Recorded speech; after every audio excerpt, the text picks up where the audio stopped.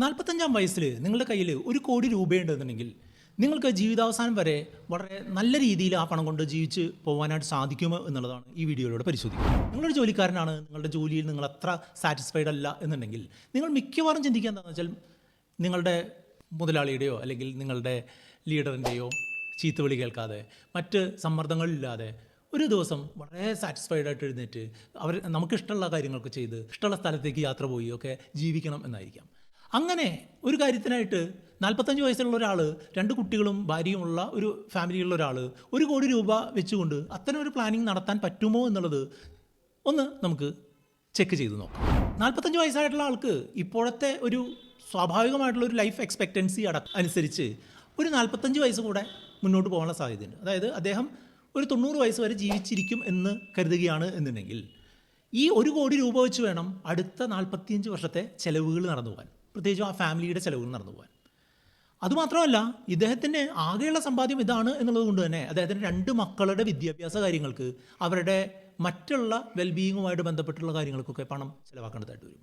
ആ കാര്യത്തിന് മറ്റ് ഫണ്ടുകളൊന്നും ഇല്ല എന്നുള്ളത് കൊണ്ട് തന്നെ ഒരു 30-40 ലക്ഷം രൂപ തീർച്ചയായിട്ടും ആ കാര്യത്തിനായിട്ട് മാറ്റി വെക്കേണ്ടതായിട്ട് വരും. നല്ലൊരു കോളേജിലോ നല്ലൊരു സംവിധാനത്തിലോ ഒക്കെ പഠിപ്പിക്കണമെന്നുണ്ടെങ്കിൽ ആവറേജ് ഒരു 20 ലക്ഷം രൂപ ഒരു കുട്ടിക്ക് എന്നുള്ള രീതിയിൽ നമ്മൾ മാറ്റി വെച്ച് കഴിഞ്ഞാൽ ബാക്കി നമ്മുടെ കയ്യിലുണ്ടാവുക 1,00,00,000 നിന്ന് 40 ലക്ഷം പോയതിന് ശേഷം 60 ലക്ഷം മാത്രമാണ്. നമ്മൾ 1,00,00,000 എന്ന് കേൾക്കുമ്പോൾ അത് വളരെ വലിയൊരു മാജിക് നമ്പറാണെന്ന് നിങ്ങൾ പലരും കരുതുന്നുണ്ടാവും.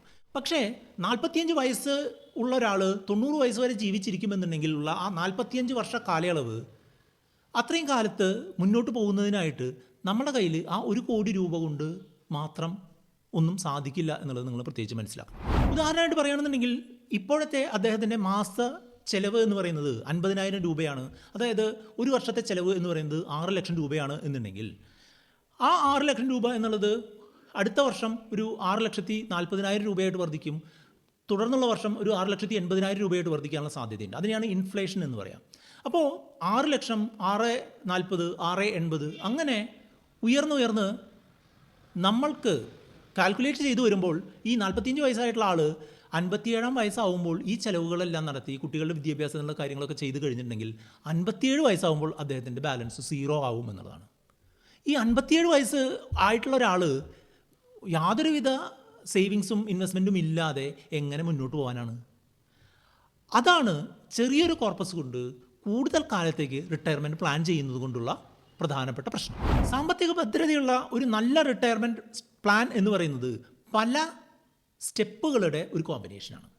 അല്ലാതെ നമ്മുടെ കയ്യിൽ ഒരു എമൗണ്ട് ഉണ്ട്, ആ കാര്യം കുറേ ഫണ്ടിൽ ഇട്ട് കഴിഞ്ഞാൽ നമ്മൾക്ക് ഓട്ടോമാറ്റിക്കലി റിട്ടയർ ആവാൻ പറ്റുമെന്ന് നിങ്ങൾ ആരെങ്കിലും പറഞ്ഞ് പഠിപ്പിച്ചിട്ടുണ്ടെങ്കിൽ അത് വെറും പൊള്ളയായ വാഗ്ദാനം മാത്രമാണ്.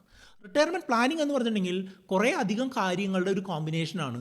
അത്തരം കാര്യങ്ങളെ മൊത്തത്തിൽ മനസ്സിലാക്കിക്കൊണ്ട് മൊത്തത്തിൽ നിങ്ങളുടെ ഒരു പേഴ്സണൽ ഫിനാൻസ് അവസ്ഥയ്ക്ക് അനുസരിച്ച് നിങ്ങൾ എന്തൊക്കെ ചെയ്യണം, എങ്ങനെയൊക്കെ നിങ്ങളുടെ റിട്ടയർമെൻറ്റ് പ്ലാനിങ്ങുമായിട്ട് മുന്നോട്ട് പോകണം എന്നുള്ളതിനും നിങ്ങളെ ഹെൽപ്പ് ചെയ്യുന്നതിനായിട്ട് റിട്ടയർ മോങ്ക് എന്ന് പറഞ്ഞിട്ടുള്ളൊരു പുതിയ ഓഫറിംഗ് റുപ്പി മങ്ക് കൊണ്ടുവന്നിട്ടുണ്ട്. ആ ഓഫറിങ്ങിനെ പറ്റി കൂടുതൽ അറിയുന്നതിനും ആ ഓഫറിങ്ങിൻ്റെ പാർട്ട് ആവുന്നതിനുമായിട്ട് നിങ്ങൾക്ക് റിട്ടയർ എന്ന് നമ്മുടെ വാട്സപ്പ് നമ്പറായിട്ടുള്ള 8848030018 നിങ്ങൾക്ക് കോൺടാക്ട് ചെയ്യാവുന്നു. നിങ്ങളുടെ കയ്യിൽ 1,00,00,000 രൂപയേ ഉള്ളൂ. അതുപയോഗിച്ച് നിങ്ങൾക്ക് വളരെ കൃത്യമായിട്ട് 45-ാം വയസ്സിൽ റിട്ടയർ ആവാം. പക്ഷേ ഞാൻ പറയുന്ന ചില മാറ്റങ്ങൾ നിങ്ങൾ വരുത്തേണ്ടതായിട്ട് വരും. നിങ്ങൾ പൂർണ്ണമായിട്ടും നിങ്ങളുടെ ജോലിയിൽ നിന്ന് പിന്മാറി 1 രൂപ പോലും വരുമാനം ഇല്ലാത്തൊരവസ്ഥയിലേക്ക് പോവരുത് എന്നുള്ളതാണ് ആദ്യത്തെ സ്റ്റെപ്പ്. ഒരു പാർഷ്യൽ റിട്ടയർമെൻറ്റ് എന്നുള്ള രീതിയിൽ നിങ്ങൾ കാര്യങ്ങളെ കാണുകയാണെന്നുണ്ടെങ്കിൽ ഈ 1,00,00,000 രൂപ മതിയാവും. കാരണം എന്താണെന്ന് വെച്ചാൽ നിങ്ങളുടെ അറ്റ്ലീസ്റ്റ് ജീവിത ചെലവുകൾ മാനേജ് ചെയ്ത് പോകാനായിട്ടുള്ളൊരു പണം നിങ്ങൾക്ക് ഉണ്ട്. അത് നിങ്ങളുടെ ഒരു പാർട്ട് ടൈം കാര്യം വഴി നിങ്ങൾക്ക് സംഘടിപ്പിച്ചെടുക്കാൻ സാധിക്കുകയാണ് എന്നുണ്ടെങ്കിൽ നിങ്ങൾക്ക് ഈ 1,00,00,000 രൂപയെ മറ്റുള്ള ഏതെങ്കിലും ഇൻവെസ്റ്റ്മെൻറ്റുകളൊക്കെ വഴി ഒരു 5-6 വർഷത്തിൽ ഡബിൾ ചെയ്യിക്കാനുള്ള സംവിധാനങ്ങൾ ഇപ്പോൾ അവൈലബിൾ ആണ്. ഉദാഹരണമായിട്ട് പറയുകയാണെന്നുണ്ടെങ്കിൽ ഇന്ത്യയിലെ മ്യൂച്വൽ ഫണ്ട് ഇൻഡസ്ട്രി തന്നിട്ടുള്ള ഒരു ആവറേജ് റിട്ടേൺ എന്ന് പറഞ്ഞിട്ടുണ്ടെങ്കിൽ 12% ആനുവലൈസ്ഡ് റിട്ടേൺ ആണ്. അങ്ങനെ പറഞ്ഞാൽ എന്താണ് അർത്ഥം എന്ന് പറഞ്ഞാൽ 1,00,00,000 രൂപ നമ്മൾ 2021 നിക്ഷേപിച്ചിട്ടുള്ള ഒരാൾക്ക് 2027 ആകുമ്പോൾ 2 കോടിയായിട്ട് അത് വർദ്ധിച്ചിട്ടുണ്ടാവും എന്ന് ആണ് അതിൻ്റെ സിമ്പിളായിട്ടുള്ള എക്സ്പ്ലനേഷൻ. അപ്പോൾ 5-6 വർഷം കൊണ്ട് നമ്മുടെ കയ്യിലുള്ള തുക ഒരു 2 കോടി രൂപയായിട്ട് വർദ്ധിച്ചു കഴിഞ്ഞാൽ നമ്മൾ ആ ഒരു എമൗണ്ടിനെ ആ സമയത്ത് എടുത്ത് ഉപയോഗിക്കാനായിട്ട് തുടങ്ങിയാൽ നമുക്ക് കുറേ കൂടെ മുന്നോട്ട് സഞ്ചരിക്കാനായിട്ട് സാധിക്കും എന്നുള്ളത്.